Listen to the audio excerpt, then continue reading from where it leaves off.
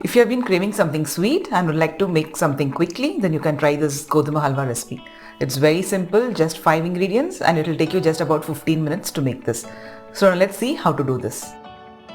Take 1 cup of ghee, and once it's hot enough, add some chopped almonds and cashews.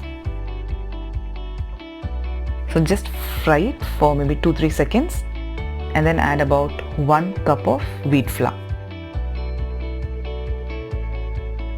So just don't add all the flour at once, just add them in small quantities and keep stirring them and make sure that there are no lumps formed.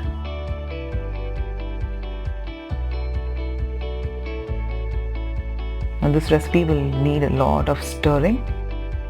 So now you have to just fry this wheat flour in ghee till you get a nice aroma and till they begin to get a nice dark color.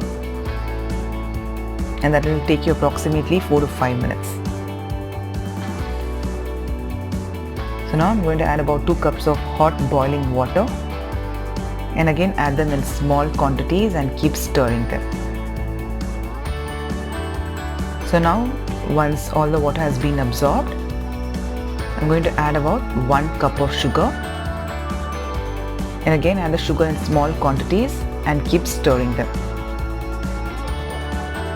And after adding sugar, you have to keep stirring them for a further about 4 to 5 minutes.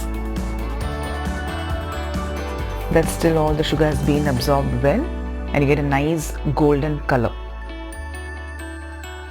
So now our Godhumai Halwa is ready to be served.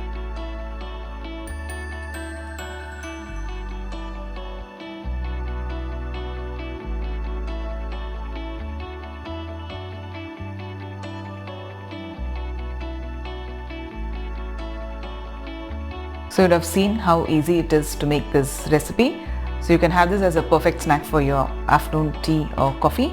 So do try this recipe and enjoy, and I'll meet you all soon.